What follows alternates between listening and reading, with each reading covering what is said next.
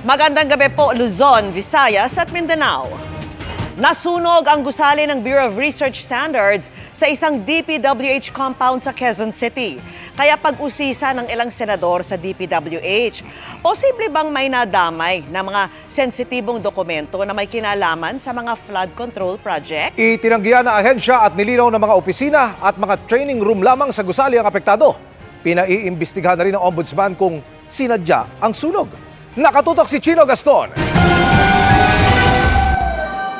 Dinatnan naming may maitim na usok sa pangatlong palapag ng Bureau of Research Standards sa loob ng DPWH Mimaropa Compound sa Quezon City, pasado 1:00 ng hapon.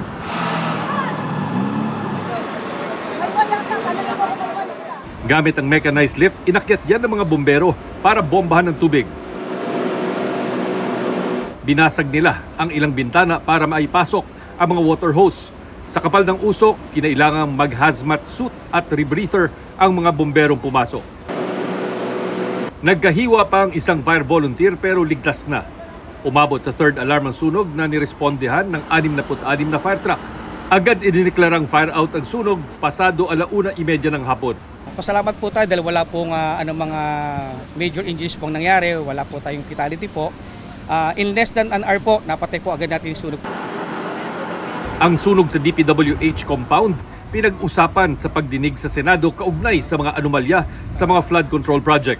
Ano ba naman doon? This is actually Region 4B, the Regional Office 4B of the DPWH. 4B. Yes, Your Honor. Mindoro. Ito po yung dito po ang site ng testing materials ng DPWH na mga suppliers like semento, mga bakal. Wala mga dokumento ron? Of course, meron po, Your Honor. Naku. So, Yung mga dokumento ng Regional Office of the DPWH Region 4B is housed in that office.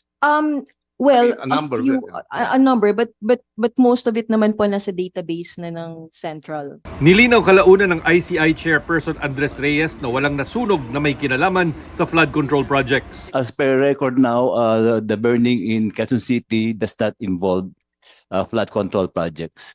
But I did had a meeting with the COA, and I told him that you have to secure all the records of the COA because as an investigator before with the ombudsman, I know that there's a tendency for the criminals to burn down the office. Pinawi rin ng Director ng DPWH Bureau of Research Standards ang pangamba na may mga sensitibong dokumentong nasunog sa apoy. Wala po kaming dokumento dito na tungkol doon sa mga projects na under investigation. Dahil po, ang testing of materials ng mga proyekto ng district engineering offices and regional offices ay sila ang nagko-conduct. Ako po ang magpapatunay na wala po kaming dokumento na kaugnay dun sa mga iniimbestigahang proyekto. Yan din ang sabi ng DPWH sa isang pahayag. Ayon sa DPWH BRS, bagamat naatasan din sila na tumulong sa pagtesting ng mga construction na sangkot sa mga umano'y ghost project, hindi pa raw ito nasisimulan.